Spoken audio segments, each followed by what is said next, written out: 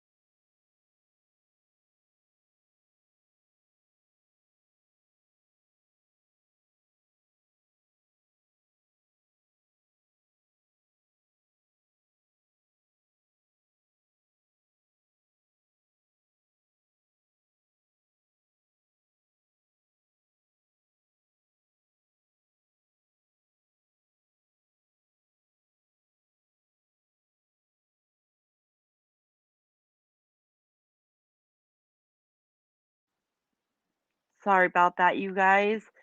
Sometimes that happens. We have our husbands that need to talk to us about important things, and that just happened to be one time. He normally doesn't call me. So yeah, that Jack Unterweger, I really want to talk about him too. I think that he is definitely um, somebody that we need to discuss. Um, so let's just jump right into the Richard Ramirez case, the Night Stalker case. So Richard Ramirez' early life, he was born February 29th, 1960 in El Paso to Mexican immigrant couple. He's the youngest of five children. At age 10, Ramirez began smoking weed after hanging out with his cousin Miguel. His cousin, a Vietnam War veteran, would also show Ramirez photos of women he abused. I'm going to try not to go into too many details of the crimes, just kind of that things happen, and this is, I feel like nobody wants to hear the in detailed stuff because it's so hard to hear. Um, and so the first crimes that Ramirez ever committed, he fatally shot his wife, Jessie, during a fight. A few months later, Ramirez moves in with his sister, um, and Roberto, her husband, is a peeping Tom and would take Ramirez along with him, which is so crazy. Like, I don't know. Oh, hey, Christoph fans only. Yeah, yeah. Isn't that crazy? So, um, and then in 1977, the Gales were released from the Texas State Mental Hospital after being found not guilty of Jesse's murder by reason of insanity. So they already knew he was crazy because he was in a mental hospital. He was found not guilty. Yes, Christoph Vans, this is the one. It's called The Night Stalker, and you can watch it. It's a very hard watch.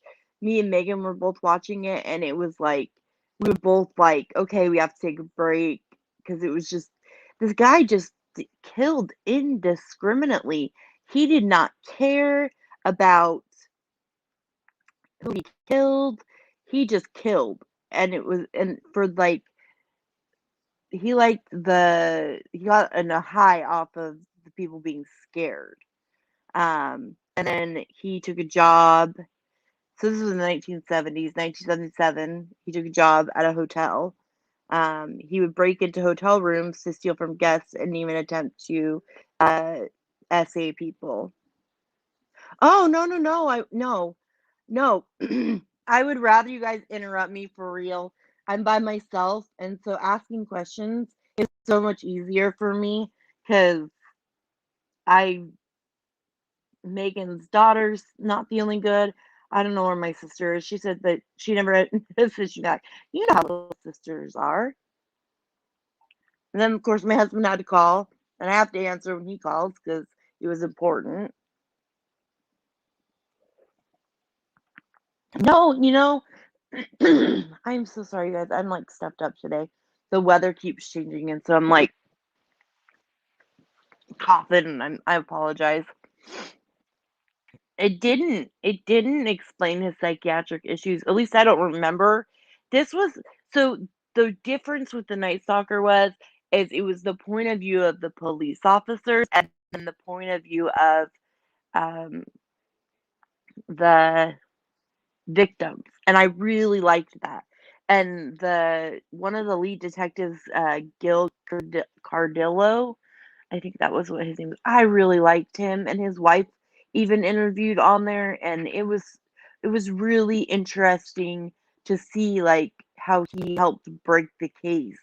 And he was just kind of this new detective, and one of the I think it was like the chief. I probably should have took better notes on exactly who everybody was, but I was having a hard time like listening and kids and all of that. Okay, so I'll go back to what I was talking about. So then 1982, Ramirez moves to California. So 1982, that's when he ended up, um, and that's where the majority of his crimes took place. On April 10th, 1984, Ramirez's first victim, Ramirez's first known murder happens to a 9-year-old girl, a Chinese American. Um, and I'm not going to go into a lot of details because I don't like to talk about kid issues. In 2016, they weren't sure who it was initially. In 2009, his DNA matches a sample obtained at the crime scene. In 2016, officials disclosed a second suspect was likely present due to DNA evidence, but they are not publicly identified one to lack of evidence. So there was supposedly somebody else with him. Yeah, yeah. No, I agree, Christoph, absolutely. It's so scary to just have like even a lot more so back in like the 70s and 80s, there were so many like prolific serial killers, and it was like they just did what. And I actually want to go into more of that too, of like why there were so many serial killers in the 1970s and 80s.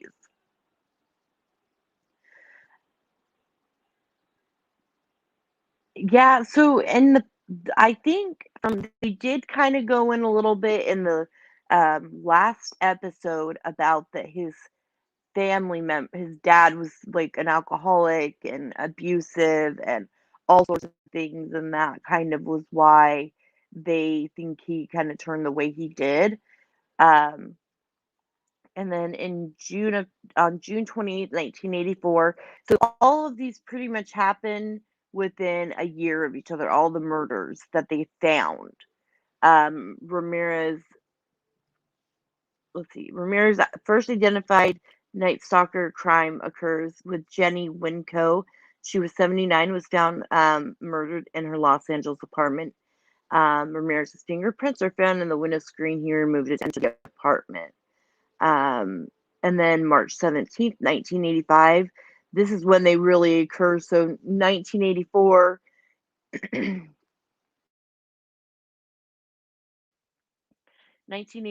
is the first one that they probably found real evidence for. And then this is when it really starts to March 17th is when it really starts to pick up. Ramirez attacks Maria Hernandez, 22, outside of her home in Rosemead, California. He shoots her in the face, but survives after a bullet ricochets off a set of keys. Her roommate Dale is also fatally shot in the head, and it is.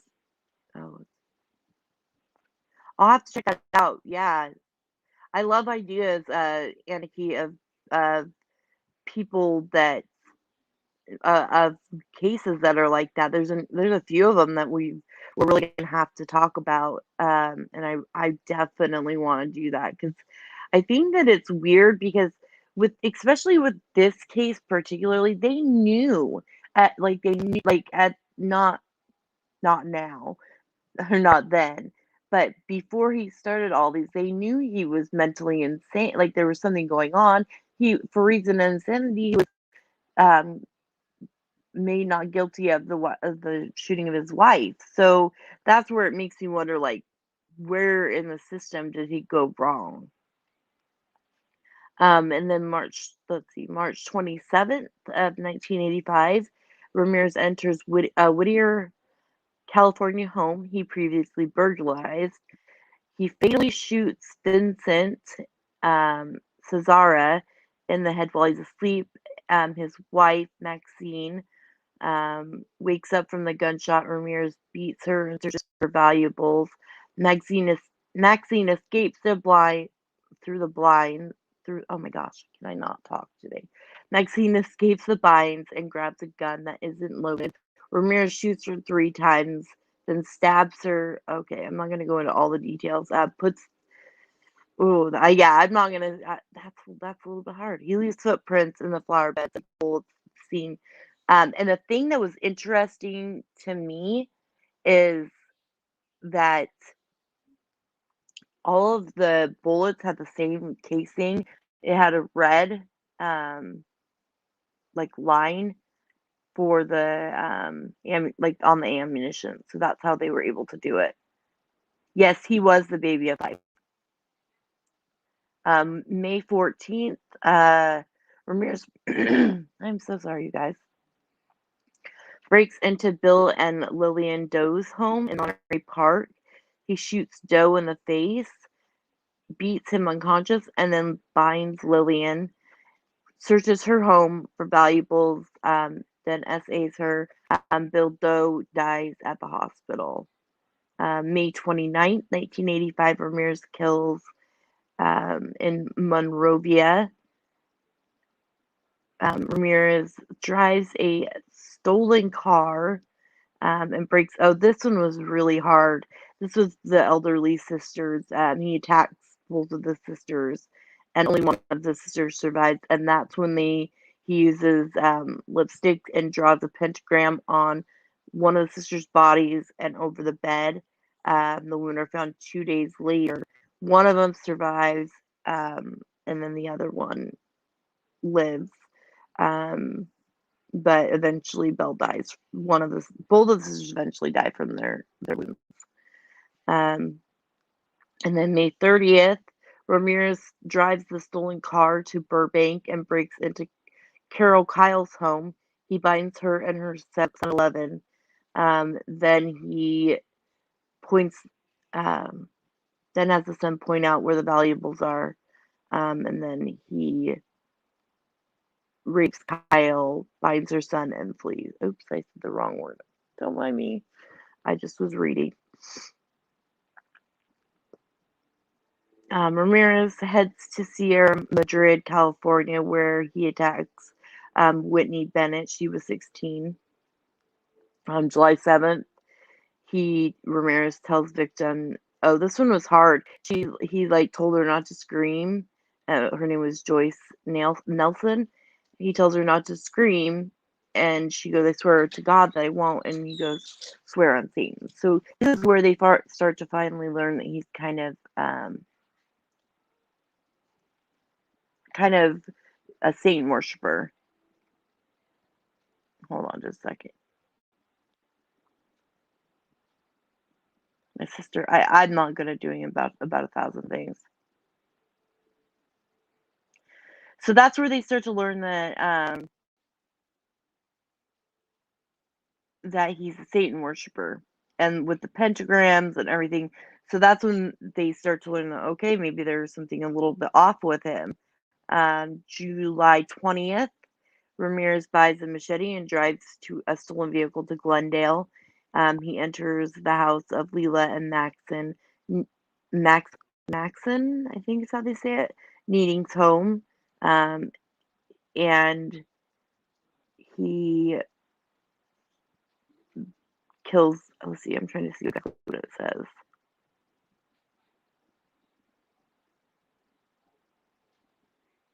he also asks, he also tells her to swear on Satan too. Oh yay.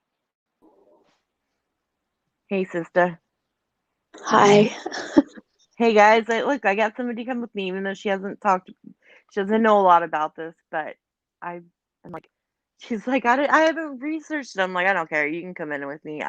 Megan's little girl has the earache, and so she couldn't come in. So Yeah, all of us are sick over here too. yeah, I'm like all congested, and I keep coughing. But I don't have that C19, so that's good because I had to have the test done for my procedure on Monday, which is Oh negative. yeah. So the guy should have remained in a psych ward where they thought that this guy should have been okay to just go out on the word, you know. Oh, okay. Thanks, Aniki. You sent it through Twitter. Let me see. Mm, Let me see. I'm going back and reading some of the comments so I know what's going on. Oh, yeah, you're fine. I'm just talking about. I think we're almost to the end of so I'm going over each attack that this guy did, and so it's hard to it's hard because he did so much to these people, and in such a short period of time. I think it was in the documentary that they showed on Netflix. It was only 115 days, and he just did all of this. Oh, What the heck? oh, it didn't show up, Aniki. Sometimes if you're not, um, let's see. Sometimes if you're not a mod, you can't send a link to anything. So if you want to send me something, just send it through uh, Twitter, and I can get to Twitter easily. So then August 18th, so this was 1985, Matt. Ramirez attacks the Bay Area. So he leaves. So all of the murders and everything else had been in Los Angeles, and he goes up to San Francisco, and he breaks into Peter and Barbara Pan's house. He shoots Peter in the head, then beats and sexually does things to Barbara, and fatally shooting her. He uses lipstick to draw a pentagram, and writes Jack the Knife on the wall, so like Jack the Ripper. And then August 25th, Ramirez is identified as the Night Stalker. Ramirez drives it to Mission Viejo in a stolen orange Toyota. James Ramirez Jr., 13-year-old, had heard about it, and Nat, I think you're listening to something and it's echoing back. Sorry. Oh, no. I'm not listening to anything. Oh, okay. Ramirez flees, but this little kid had enough thought to get he got partial plates, and he was able to see what he was like, this type of car, this color, all of it. He gave this all to them, and then they were able to find out who it was. And then his last victim was he breaks into Bill Carnes and Inez Erickson's home. He shoots Carn, and tells Erickson he's a Night Stalker and she must swear love to Satan. Um, and then August 30th to 31st, Ramirez is caught by citizens, which I think is amazing. If I remember straight, he was noticed. He took a bus, and he took a bus home. So he was in Tucson, Arizona. He returns to California the next morning. His mugshot is all over the newspaper, which he notices. He attempts to carjack a woman's vehicle, but a group of bystanders pursues him. One manages to hit him, and then he got beat up. Like you can see it in pictures and stuff. He got beat up. So Well, good. Maybe he needed to be beat. he probably did. I think that it was just, you know,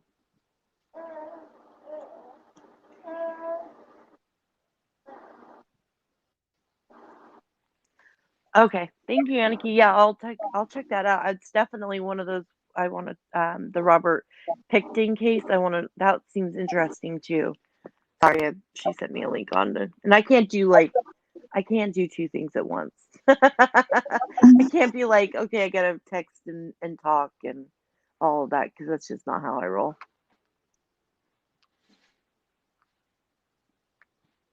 Hey, Jersey Jojo. Hello. These are all my peeps. And that's like, who are all these crazy people? No, just I'm joking. like, I don't know. It's fine. You'll get to know. Well, the thing is, like, I know all these people because I have been, friends with all of you guys for a long time, and so, and Nat's like, I'm bringing her into the fold. I'm like, I tried to get her to go to Dottie's, but she didn't go. Well, because I fell asleep early. Oh, okay, that's all right. We'll forgive you for that. That Because this one I've time. been the last couple of days, I've been having to take NyQuil because I've just been sick. So, Do you guys do you think it's because the weather changes have been so crazy? oh my gosh, it's insane out here. It like uh, this snow crap and all the things is Our weather awful. keeps getting hot and cold, and it messes with my asthma, which in turn causes me to have allergies. Okay, so then, um, so July 1988. So it was 3 years later was his first appearance. And his first appearance, he had a pentagram on his hand, and when he walked out, he goes, "Hail Satan." Then his trial was delayed. September 20th, 1989, Ramirez was convicted of 13 counts of murder, 5 attempted murders, 11 essays, and 14 burglars, putting him on death row. June 7th, 2013, Ramirez dies. Um, he due to health complications at the age of 53.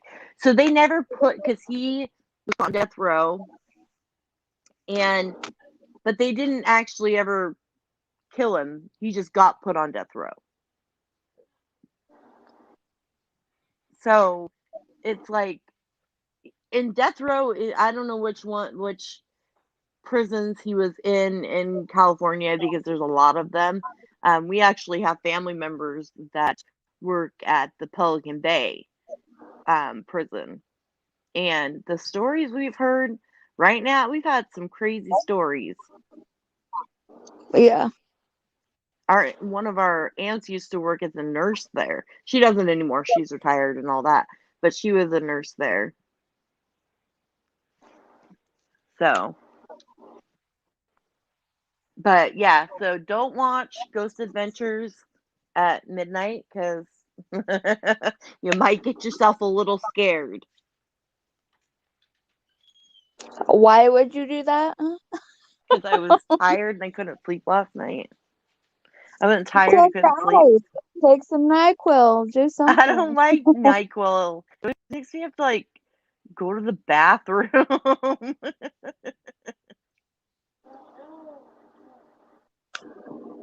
So I want to also talk about the detectives of the Night Stalker because they were way more interesting to me than I mean, like, I don't know, I just really liked them.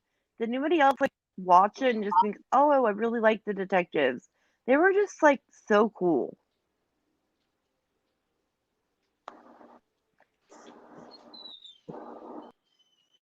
So the authorities I really liked, so it was Gil Carrillo. I think that's how you spell it. Okay, you don't listen to me at 2 times the speed. I already hate my voice as it is. Oh, lost Nat. So yeah, I mean, I really liked both of them, and then I think it was Frank Salerno and um, I wish I would have been better about this.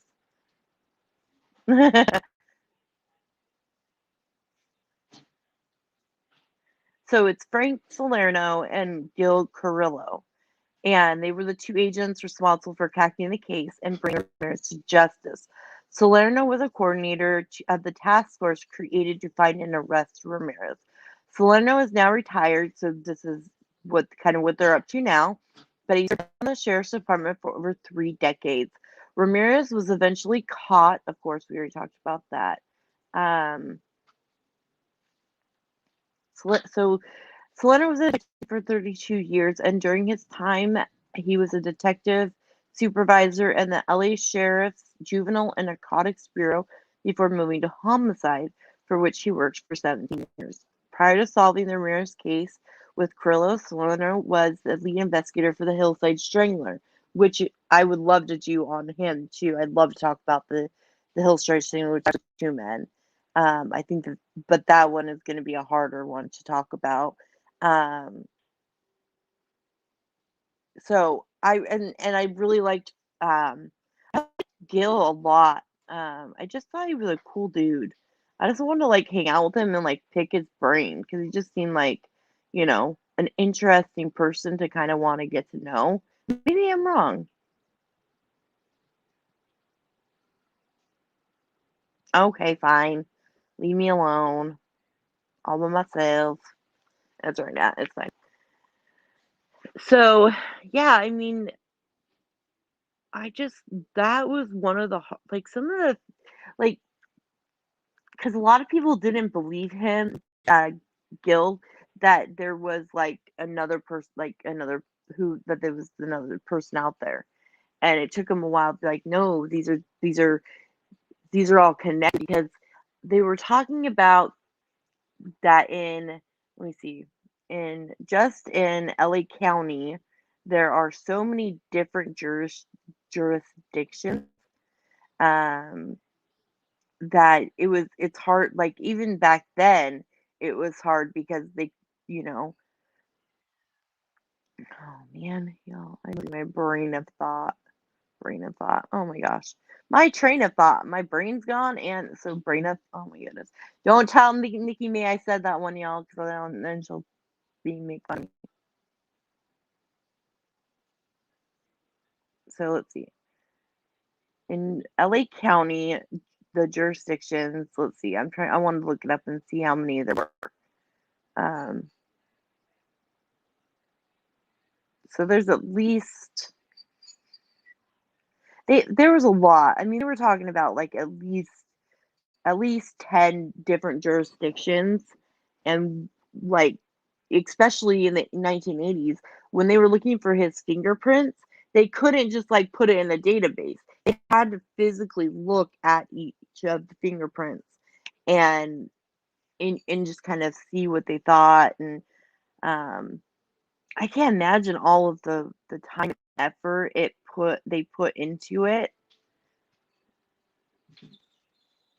So, all right. Does anybody else have any questions? Anything that they want to like ask about this case? I know I didn't do the greatest job, but I'm also was hoping I thought Megan was going to be here and we're good about like playing off of each other and asking questions off of each other. If anybody wants to come in and talk about it with me, they can. I'll just throw this up here, and if you want to come into, um, oh yeah, no, if anyone wants to come in and chat with me about it, they can. I'm gonna throw the link in to StreamYards. Um, yeah, no, that's what I was gonna talk about too. Christoph fans only. That is, yeah. And what is wrong with women who fall for these guys? Didn't and he and Richard Ramirez got married after he was in prison. If I'm remembering straight from what I heard, let's see, because it should say but like yeah they were like throwing themselves at him and they were showing pictures of the the pictures that the women would get in the like I don't know the pictures women would get the pictures women would send to the different jails to the jail to him to Richard Ramirez. It's like what in the world why would you want to like and that happens today with like you know Chris Watts with crap Peterson. What is his first name, guys? I know it, and I can't. Why am I? It's brain farting. I'm just having a brain fart. Um, but yeah, like and Ted Bundy. Oh yeah, Chris. Yeah, exactly. The look of his eye. Scott Peterson. Thank you. And like, but even like in the flip side, like, um, yeah, it's just like I don't get it. Like I wouldn't want to do it, but I mean, there's some people that just. Do you guys remember? Like it was a few years ago, and there was this really. He was a good looking guy, but he was like a complete convict. But he had like a mugshot that went around, and everybody was like in like all these people were like in love with him. Um, so by the time the trial, Ramirez had fans who were writing him letters and paying him visits. Beginning in 1985, Doreen wrote him nearly 75 letters incarceration. He proposed to Doreen. I don't know how to say her last name. We'll just say Doreen. And October 3rd, 1996, they were married in California's San Quentin State Prison. For many years before Ramirez's death, um, Doreen stated she would commit suicide when Ramirez was executed. However, Doreen eventually left Ramirez in 2009 after DNA confirmed that he sexually assaulted um, yeah, after some other things. By the time of his death, he was Ramirez was engaged to Christine Lee, a 23-year-old writer. I don't get it. I don't get it at all. Like, and the thing is, there was people are like when they were talking about in the documentary that there was this like animal magnetism. All I saw was a scary ass guy. Like that's all I saw. Yeah, the Menendez brothers. Yes. Like what? Like of course. And then there's love after lockup people who are really attracted to people in prison. Right. Like I don't. I guess I don't understand it. Some people that's maybe just the way that they want to like. I don't know. I don't know. I don't get it. Like even if some guy was super hot, I knew that there was a chance that he SA'd somebody, a lady, or because the thing is Ramirez didn't discriminate. He killed men, he killed women, he did things to men and women, to children. If you knew that, why in the world? Because he basically, you know, didn't not admit it, but he did it. Like they asked him if he wanted to talk or if he wanted to lawyer, and he said he wanted a lawyer. Yeah, exactly. Like there's proof of it, and then they also, it's just like I, I'll rant about it because I just the mental like this is where the mental health aspect comes in. Where are these women and men at mentally that they feel like it's okay to be in these killers lives? Like what is going on in their brain? Like what is it, low self-esteem? Is it, that they feel like they can't do, that those are the only people they can get? Is it a confidence issue? Like those are the kind of questions I want to know. Like that's me. I'm like, wait, why? Like, because that, I mean, I would, if I could, I would ask somebody and be like, well, why do you feel like you need to do this? Like, what is your motivation? What is your thought process on it? I mean, it could be. Yeah, it could be their childhood. Absolutely, I agree with you on Annika. I think it could be something to do with their childhood. But I didn't have a great childhood, but I didn't go marry some convict on death row, you know? I just I don't understand it and how they see. Like I don't. Richard Ramirez is not attractive. I just, in my opinion, I don't think he is. And even if I just put aside like all the stuff I know he's done, he's just not that good looking, in my opinion. Scott Peterson, Ted Bundy, they were not bad men, bad looking. They're not bad looking men, but we know that there's more to it. So, and the Menendez brothers, not bad looking, but I just, oh, y'all, I'm gonna rant and rant and rant about this because I don't understand it. Um, so psychiatrist Michael H. Stone describes Ramirez as a made psychopath as opposed to a born psychopath. He says that Ramirez's schizoid personality disorder contributed to his differences to the suffering of his victims, and his untreatability. Stone also stated that the Ramirez was knocked unconscious and almost died on multiple occasions before he was 6 years old, and as a result, later developed temporal lobe epilepsy, aggressivity, and hypersexuality. Yeah, Chris Watts was not bad looking either. That's what I mean. Like I get it, but yeah, I so it does the schizoid personality disorder. I do think that there are made psychopaths and born psychopaths. And I agree that that is something that can definitely can be a contributing factor. Um, but obviously he was abused as a child. And if you look back on a lot of um, serial killers, a lot of them did have really bad childhoods. I mean, am I wrong on that?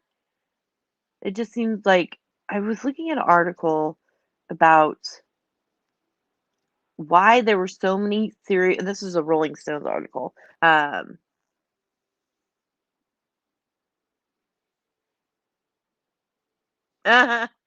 But no, no, no. We're okay. So Jersey Jojo, you're not completely caught up, but we're talking about people that I'm just saying are attractive, and women are attracted to those men, and why they are writing people these serial killers in jail. That's kind of that was I no, it's all right. You're fine. But no, so I was a Rolling Stones article, and it says why were there so many serial killers between 1970 and 2000? And the answer is manifold, encompassing everything from sociological changes to biology to technology. Um, and this is about Gil Carrillo, which he's my new favorite. When Gil Carrillo joined the homicide division in Los Angeles in the early '80s, his future partner Frank Solano was already something of a celebrity due to the Hillside Strangler. When I met Frank, he was going through the trial of the Hillside Strangler. I asked him about it, and he said, "Well, that's a once in a career case." Then 2 weeks later, we were headlonging to the Night Stalker case. The veteran cop appeared in okay, blah blah blah blah. Sorry, I was reading this and I basically said a lot about it.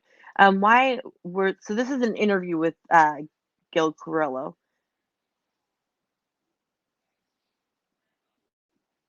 Oh, okay. Yeah, send me that.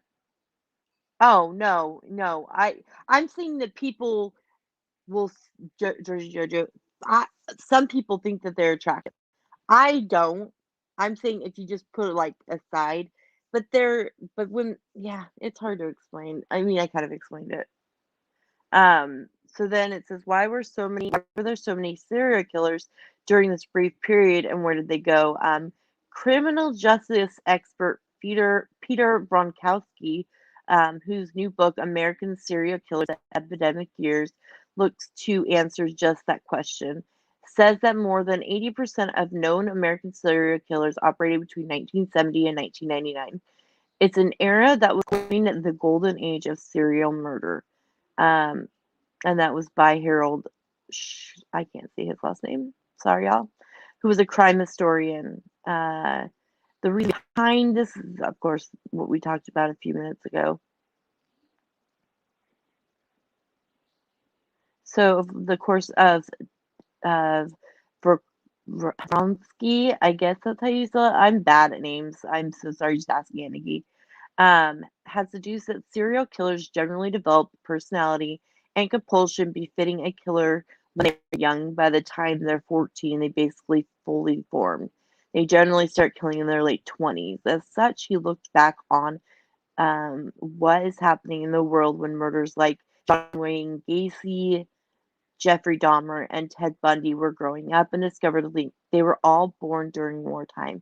In cases like For example, the BTK killer and the torso killer, their fathers were returning war veterans with PTSD and were not a diagnosable illness until the 80s.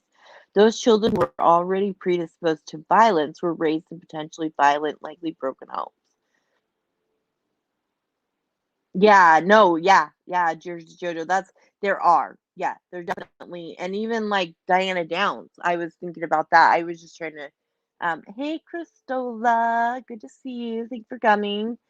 Um so basically the reason that they one of the reasons they think that there were so many during that time is because of PTSD and the parents and broken homes. And I think that definitely I've read a lot and learned a lot about it. Let's see, it's an oversimplification. When I was so this is who's this? Sorry, I'm skipping around. Oh, so an ex-cop, Joseph D'Angelo, he was the he is the Golden State Killer, and I definitely want to talk about him. Um, so I just think it's interesting, just some of the different reasons why they think, um, but it does seem like it falls down to the very simplistic of a something in their, when they were little can trigger it. And sometimes it's not it. I mean, I've watched so many shows. One of my favorite shows is Evil Lives Here, and it talks about how there were signs, but people didn't know the signs. Has anybody watched that show? It's on ID channel. If you haven't and you get a chance, go watch it. Evil Lives Here it's because it's not anybody. It's family members or a friend, and it's just them talking with a producer, and they like show pictures and stuff, but they give their point of view on things that have happened to them. And I really like that show because I think it's and definitely humanizes the victim or the family members, because sometimes the family members don't know that they've done something wrong.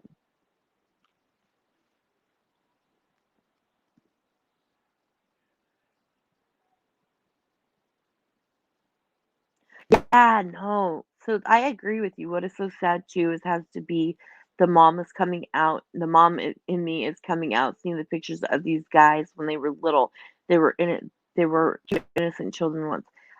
I agree. I think that if a mom, dad, grandparent, aunt, uncle, but the mom in me definitely comes out and says these kids were just little innocent kids. How did they go from these perfect little innocent people to these prolific killers?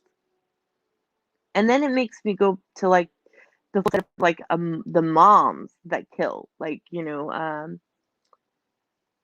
Downs, Susan Smith. Um, what is her name? Why can I never remember her name? The lady that drowned her 5 kids. Yeah, 5 kids. And she had bad postpartum, and all of these other moms that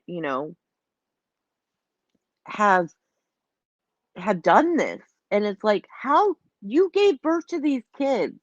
How is it that in your brain that you decide, okay, I'm not gonna do this anymore? Casey Anthony.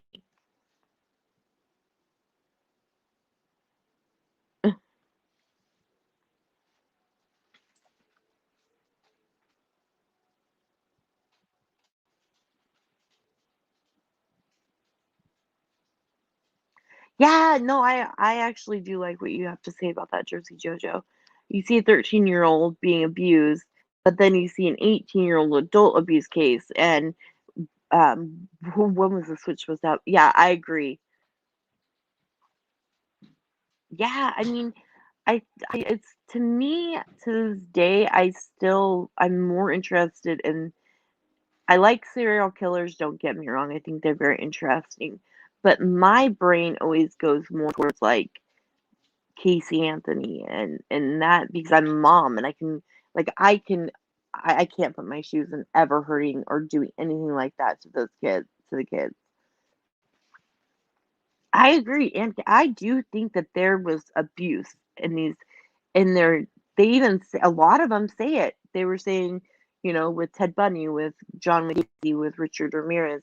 Richard Ramirez was knocked unconscious so many times before he was 6 years old that he had epilepsy. So I think that it does go back down to when they were young and impressionable.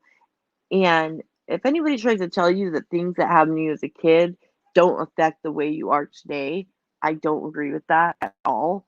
Because I've had things that affected me from when I was a kid that to this day affect me. And I'm in therapy and counseling. I'm doing all the things and I take my meds. But it's still one of those like things where you have to be in check and make sure that you're okay daily. And like yesterday was a really bad day for me. My anxiety was really bad, and I think I probably bit my kids' heads off a little more than I should have. Am I perfect mom? No. Do I yell at my kids? Yes. Have I? Do I hit my kids? No, no. And so it makes me wonder how much of a line do these people have to go through?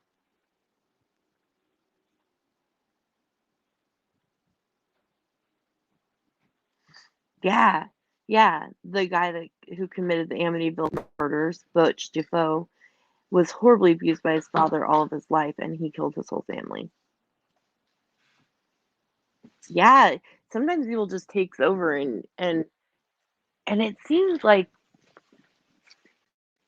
it's just so interesting. It's one of these things like we could talk about for hours and still not, you know. I think maybe that's why I'm always so fascinated with serial killers and killers in general, um, because it's like, where is their brain set that they think that it's okay to do these things? I'm still trying to figure that one out. And maybe one of these days I'll get it right and I'll understand it, but probably not. That's why I watch stuff about it. But I remember even from like when I was little watching my mom, because my mom is definitely a true crime buff. And like I used to read books about serial killers and that kind of stuff. And I stopped because it was like they got way too graphic for me. And I just, TV is easier for me to just watch and understand it. I kind of have, they call it I can't visualize things in my brain. So when I'm reading, I'm just reading the book. And so when I'm reading it, I don't understand it so much. So maybe that's why I stopped reading it. I don't know for sure. Okay. Sorry, y'all. If it's windy, I had to go outside. But yeah, if anybody wants to come in with me and talk for a few, I'm gonna throw this out one more time. Um, because why not? I know most of you guys that are in chat don't come into lives, but you're more than welcome to. I love it, and you don't have to be afraid because I'm like the worst interviewer ever. So just talk to me. I make fun of myself because, you know.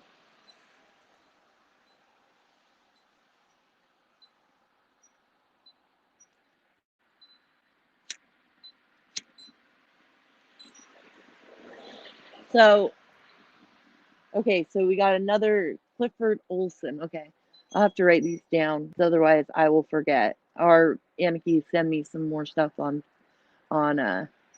Twitter because I'll forget. I'm the worst. Am I the only one that like forgets everything? And I'm 38. Like my husband has to remind me 1,000 times.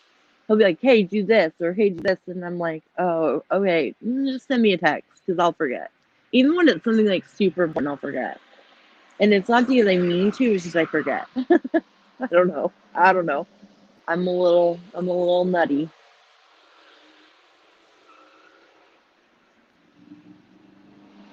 This is one of the first times I've done this pretty much all by myself.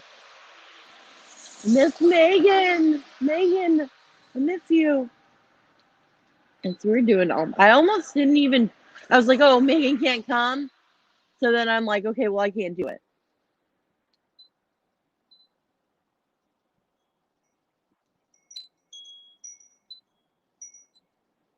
Oh, okay. So you got, Jersey Jojo got interested in true crime.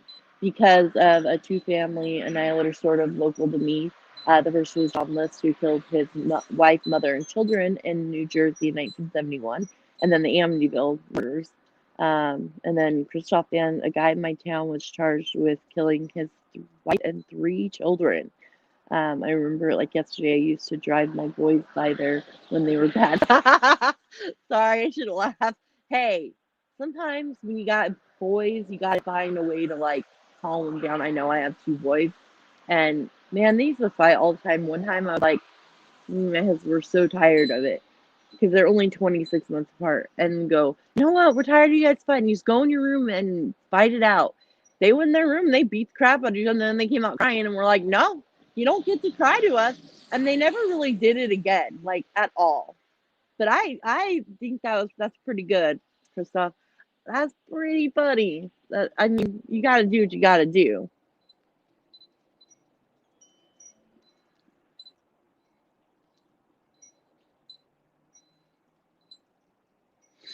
Okay, so there's a case near Chicago that I have.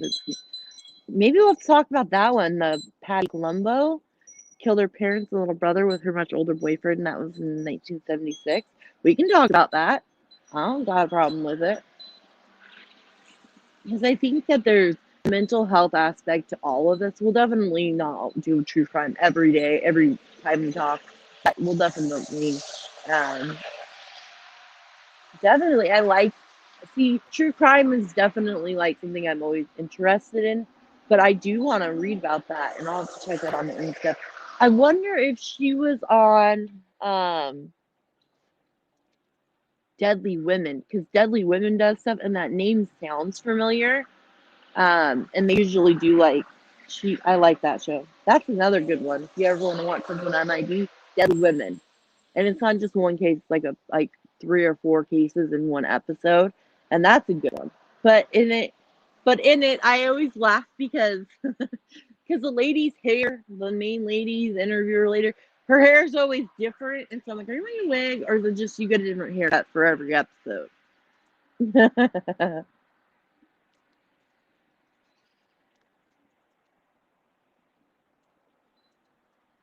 Yeah, if you don't get idea that, I mean, you could do Discovery Plus for free for a trial for a week and catch up on a bunch of stuff. That's what I do. I do trials. I mean, I have ID channel. I have a cable, so I watch a lot of GVR stuff, and I'm all caught up on the new Real Housewives of Salt Lake City, and then I watched the New Jersey Housewives one. So we need to talk about reality TV because I love reality TV. Well, I love certain reality TV. Megan watches a lot more than I do, and we'll have to have her come on because she likes it.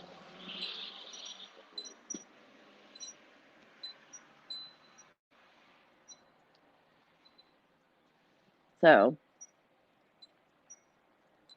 yeah, I'm just having my weekend, and then I proceed. So I won't be going on Monday because I have my procedure. I'm having done on Monday. Then will update everybody on that on Twitter. And then Wednesday I should be, but if not, I'll try and do it Thursday, Friday, so at least we have some some days next week because I hate to not go at all. So like having you guys here is fun. Um, oh, thanks. Yeah, um, it's just it's not like a big thing. It's just one of those like I need to have it done to just make sure everything is checked out and make sure we're good. And I did my COVID test. I don't care if I get in trouble because I'm a small channel. And it's negative, so that's great. That means that I can do the procedure, so I'm not worried about that. But then I have to have another procedure. I have to have an endoscopy done on the 10th. So then I have to have another COVID test done, which I think is funny, but whatever. It's not bad. I mean, it did make my nose water. The test definitely made my nose water. Like, it wasn't like horrible though. I mean, in my opinion, it wasn't that bad.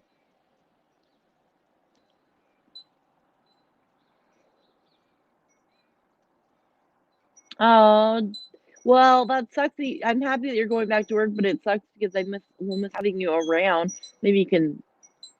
The test was really not as bad as I thought it was gonna be. If you have like the flu test where they do this, like it's basically the same thing. I was really worried about it, honestly, when I had it done.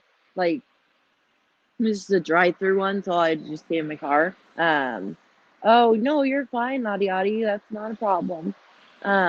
You'll just have to go back and watch everything because I'm kind of done talking about the case now. We're just kind of talking about my my test that I got negative. So they were like, "Well, if it's positive, you'll have people calling, or you'll just get a notification in your my chart thing." And I was like, "Okay, good, that works."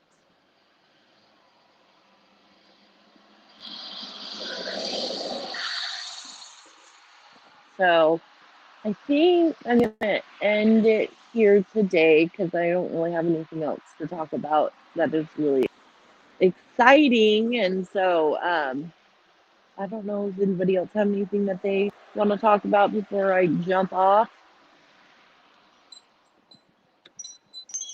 If not, I hope you guys have a good weekend. I'm sure you'll see me around in different streams. I'm always around. If you need to get a hold of me, I'm just Brit37 on Twitter. I am logged. Just ask to be my friend, and I will definitely be fine with that. And these are my opinions on all of this, just so we know this is the commentary channel. Don't take anything I say to unless well, I never know how to end these things. But yeah. All right. Well, thank you all for coming. Thank you for being here. I really appreciate it. And I'm sure you'll see me around in streams. Have a good day, you guys, and have a great weekend. Until the next time.